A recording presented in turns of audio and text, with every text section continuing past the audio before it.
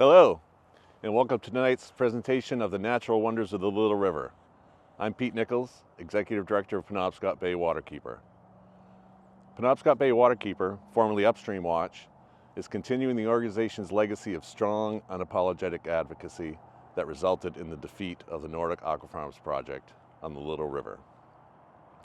Right now, I'm actually standing at the mouth of the Little River on Penobscot Bay, close to the intertidal flats of the Harriet L. Hartley Conservation Area. As many of you may know, Jeffrey Mabey and Judith Grace worked with Upstream Watch to place an easement on this intertidal zone. The easement was then transferred to Friends of Harriet Hartley, the other group instrumental in Nordic's defeat, and they now steward the parcel.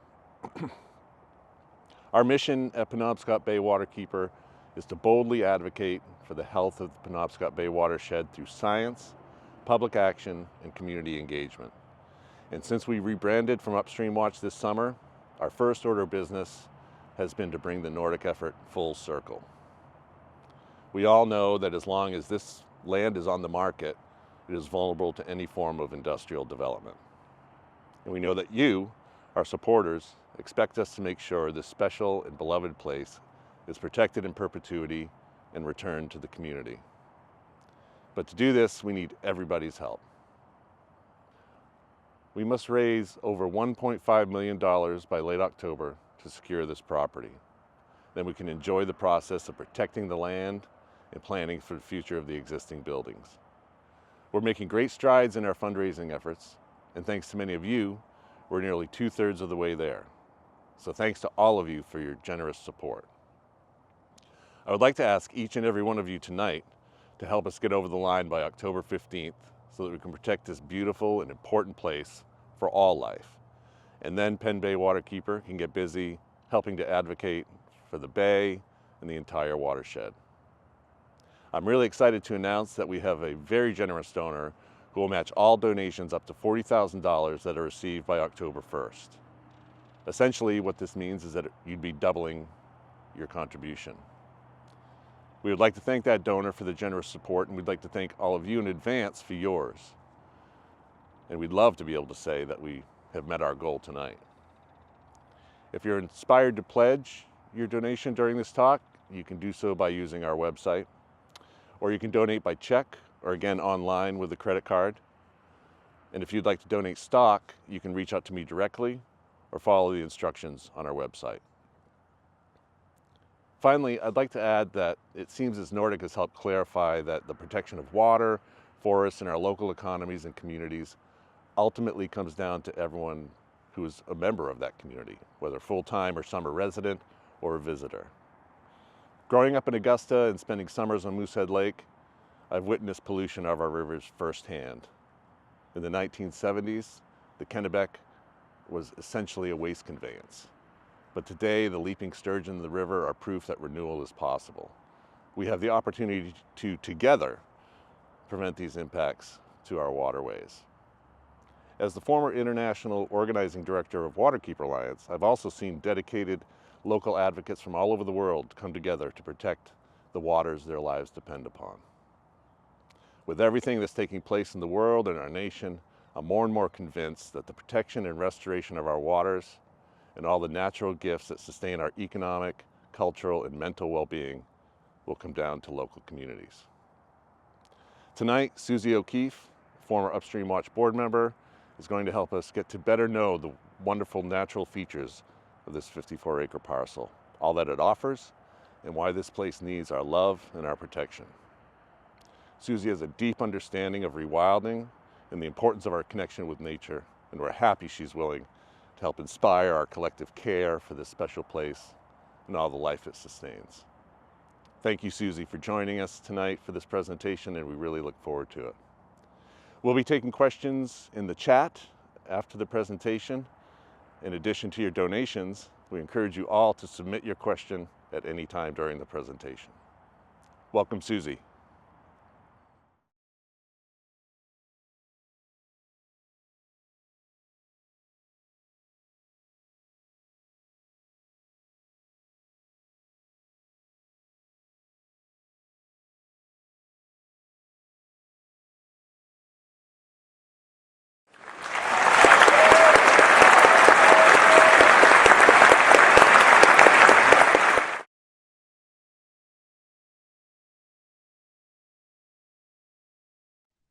Hi, good evening. This is my first Zoom presentation ever, so if I make any egregious errors, just send a message in the chat and Tim will fix it for us. Thank you so much for coming this evening and joining us. I'm happy to take some time to talk to you all about the Little River and all that it offers this community and all of us. I'd like to start by reiterating Pete's thanks. We have some really incredibly generous and humble people, many of whom have been helping since the Nordic saga began. This dedication and devotion is wonderfully inspiring. Along these lines, I came across some very wise words the other day that made me think of this generosity. They're written by a man named Anam Tutnam. He's a wonderful Buddhist teacher. Some of you probably know who he is. He was writing about the difference between when we think, I must give and I'm offering, and how when we willingly offer whatever gift we have to give, whether it's our time, our affection, our expertise, or our money, it brings us a level of joy and a deep sense of meaning that feeling obligated to give simply cannot.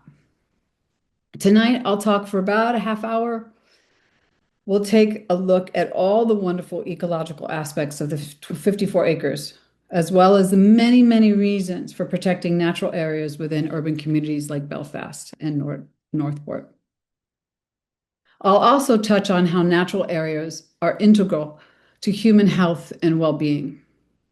We'll then watch a short 60-second video and take your questions and comments. And what I'm hoping is that by the end, if you already feel a sense of devotion for this place, that your devotion is enhanced. And if you do not, that a small seed of affection is planted. And that either way, you will all be inspired to give what you can and to ask others to help so we can get to the end of the line. Before I start, I'd like to thank Pete and Tim for all they're doing and their tech support. Clearly, I need tech support. I also want to thank three wonderful photographers whose work we're going to use here and see here tonight. You'll see their names in each photo, but they're all people who deeply, deeply love and are devoted to this place in the Penobscot Bay. My friend Johan Selmer Larsen, who grew up on the bay and has spent countless hours sailing and photographing and absorbing the beauty and the power of this bay. My fifth grade teacher, who died of cancer in 2022, Michael Reed. He is an incredible artist and teacher. And many years ago, he encouraged me to follow my passion and love for the natural world, which is probably one of the reasons I'm sitting here tonight talking to you. And Sally Brophy. As many of you know, Sally moved to Belfast with her wife Connie and walked the Little River every morning with her dog Buzz. She was a fearless and passionate advocate for protecting both the bay and all the life that makes up the Little River community. Sally also died of cancer in 2022.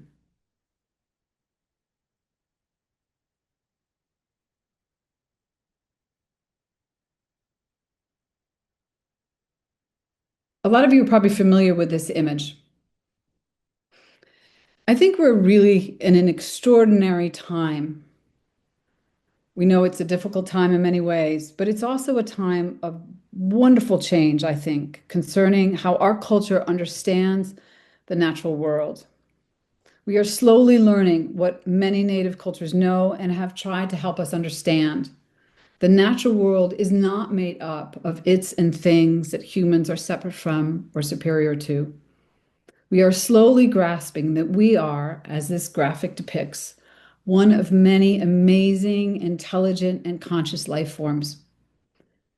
It's an exciting time to be alive in my mind because we are finally realizing and really making this transition from dominionism and separation and control to understanding that we are one of many. As one of my favorite organizations says, the Northeast Wilderness Trust, and that this community includes all life, and that we are, in fact, one expression of this planet's consciousness and intelligence. I'm going to just spend a little bit of time on each of the ecological features of this land, just so that people have a real sense of what it entails and includes. Here's an overview of everything that these 54 acres includes: forested land, wetlands, meadows, streams, riverine habitat, river, connectivity to the coast and uplands, and even more.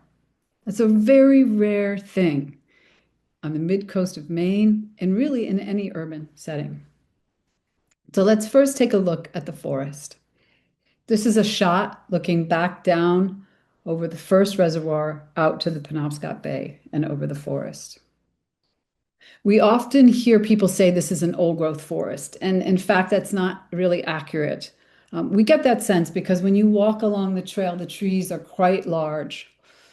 But officially, an old growth forest is at least about 150 years old and has characteristics like complex structures, canopy gaps, abundant dead and decaying wood. All of this creates habitat. So I like to say she's a maturing forest that already provides a diversity of habitats. And I want to just stop for a second and say, so it's very clear. I have degrees in conservation and very familiar with a lot of biology and ecology, but I am not a trained biologist or a trained ecologist. And there may be some wonderful scientists watching tonight who catch mistakes that I make or things that I say that are wrong or want to add something. And please do so in the chat. I am just trying to share with you what I do know about this wonderful place and encourage you to help us protect it. Here are some of the residents of this place, some of our kin. These are pileated woodpeckers. This is a photograph by Michael Reed. I hope you all can see that. And I'll give you a few more of the wonderful residents that are there. This is a gray tree frog and a barred owl, both also by Michael. There's so much to say about trees and forests and the life of trees, and we are learning so very much. And I'm not going to spend more time on that, but I am going to encourage you, if you're interested in learning what's happening in science about trees, to read these two books. They're fascinating, and they really expose so much about how trees communicate and why we need them in our communities and in our lives. Basically, what I'm talking about right now is what people call in science and conservation biodiversity, and that just means the diversity of life. This paper here on the left-hand side, I think it's the left-hand side for you too, is a wonderful paper. If you want to know more about biodiversity and older forests and old growth forests, this is a fantastic paper to read. You can go to the Northeast Wilderness Trust website and find it. It's written by our own Janet McMahon. She's a wonderful biologist here in Maine. And it really helps you understand these issues a lot more and why, in particular, in order to help protect biodiversity, we need older forests and we need to protect our forests. This other paper, Biodiversity Solutions Also Fight Climate Change, is a wonderful paper as well that helps us understand this connection between protecting biodiversity, protecting life on this planet, and the issue and the crisis of climate change. This is a quote from a wonderful young woman who's a friend of mine and a fantastic scientist as well. She works for Northeast Wilderness Trust, as you can see. She's the Wildlands Ecology Director, Shelby. And sums it up. Biodiversity can be stewarded with thoughtful action and care by people for the wild world we inhabit. If we protect forests that are young and middle-aged today, we can guarantee a future with more old-growth forests that will benefit all of life, even in forms we have yet to discover. So the point of me putting this up is to help you understand that while this is not an old-growth forest, she's on her way. And if we go ahead and protect this forest, she will one day become an old-growth forest. And you can see here in this photograph, I took this particular photograph. It's not necessarily a great photograph, but you can see that there's an understory taking form. In the background, you can see some much larger trees. It's a very healthy forest, especially considering that it's in an urban environment. But the other thing that forests do for us is they sequester carbon.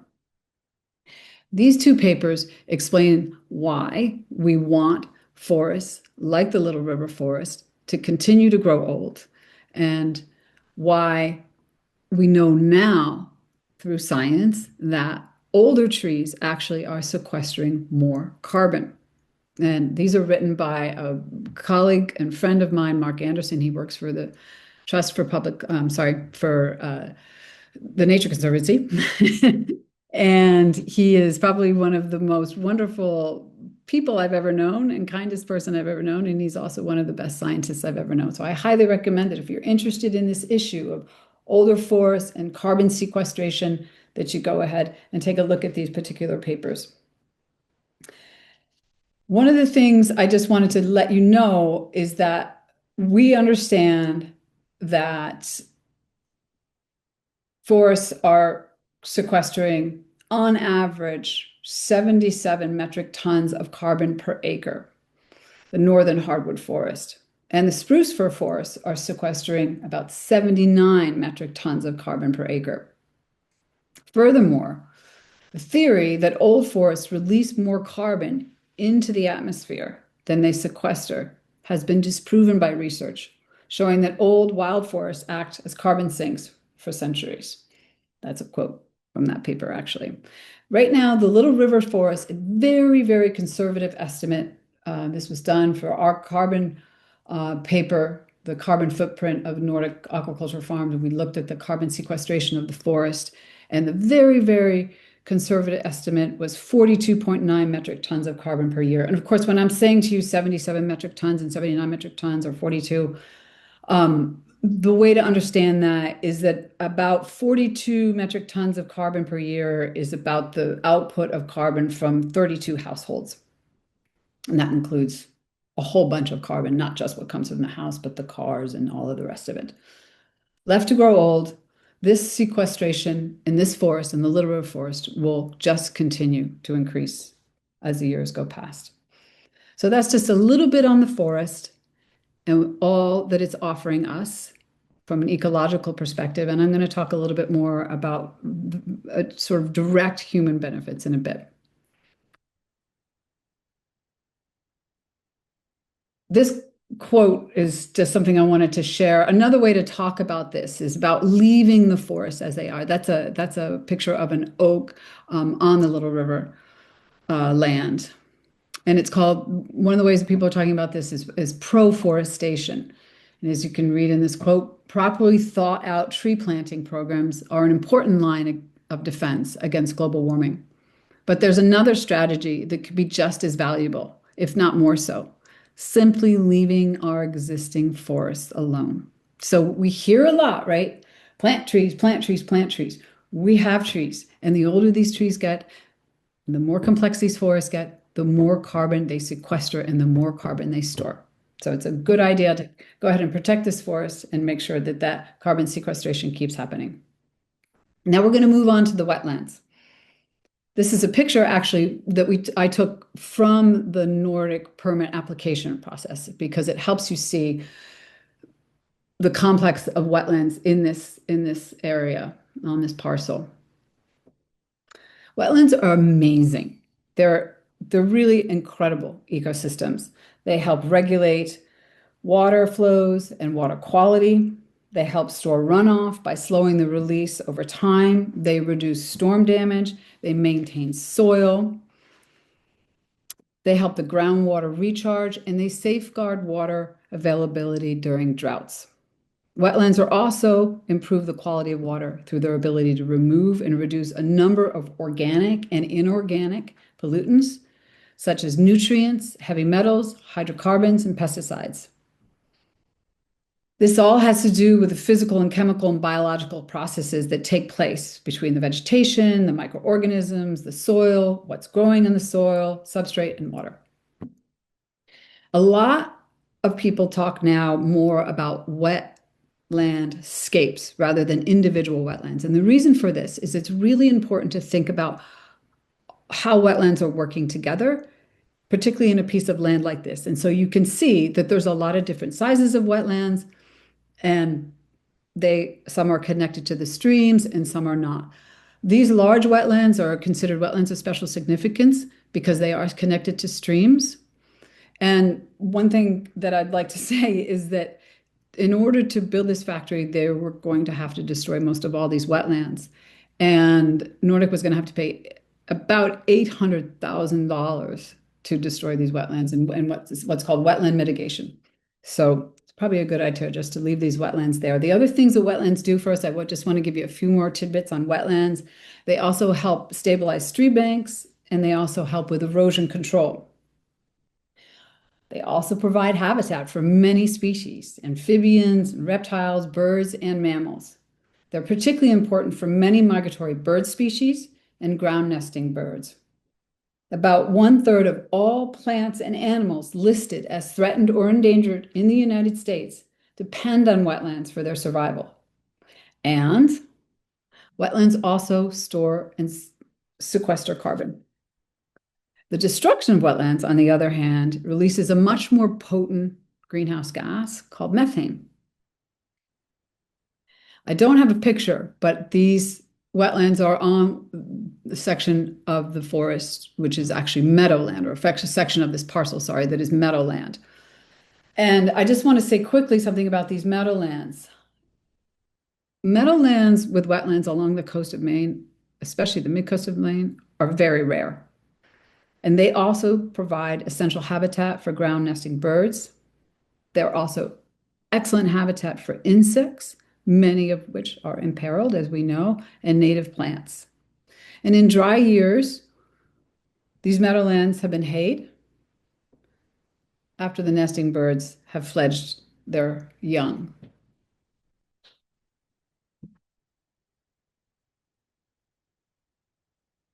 There's so much I could say to you about plants and these meadows, but I'm just putting up this one book. There's many books on plants and their intelligence, but this is an amazing book. And if you'd like to know more about plants and their intelligence and meadowlands, I would highly recommend that you read this.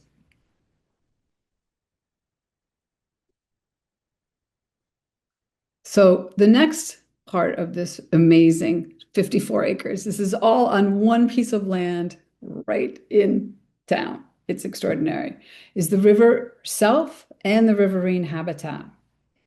This ecotone between the river and the banks is also a very important habitat. Many birds and amphibians feed, find shelter, and raise their young using both the river and the banks. And of course, many mammals do as well. This area is especially important to birds. The holding ponds in the mouth of the river provide essential habitat and feeding areas for migratory species, as well as those who live here year-round and those who just pass through in the summertime. As we know, the Little River has two dams on it. Dam removal or repair or fish passage will be a process that the community is going to have to go through because these dams are in need of repair. This process has been started to a certain extent, conversation being led by Down East Salmon Federation. The Penobscot Nation will also be participating in this, as well as many other organizations from the community and community members as well. And they'll be discussing how to restore this little river to the best of its ability. The last thing I want to do in talking about the river itself is talk about this wonderful book. The great thing about restoring rivers is that they come back to life. And as he says here, their life pours back. This is an amazing book. I highly recommend you read it if you want to know more about the restoration of rivers and what we're learning about the life in rivers. One of the last features I'm going to talk to you about tonight is connectivity. Ecologically, connectivity is one of the most important features that can exist, both for the land and for the water.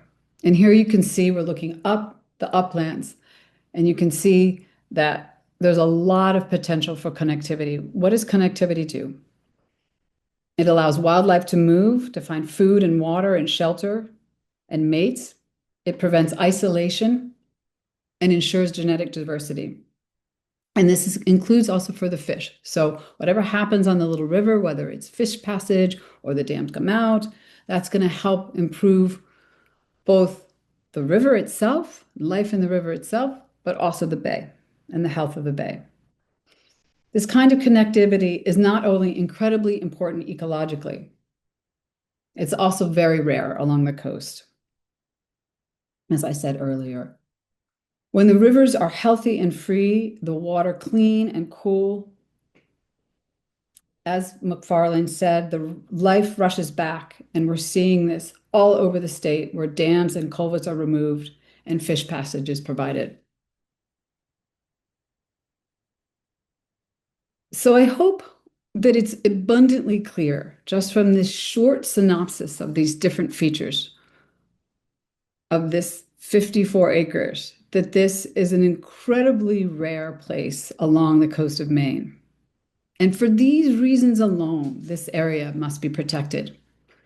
But in-town natural areas like this also have their indispensable benefits for people, besides providing places for their non-human kin to thrive, sequestering carbon, and protecting water.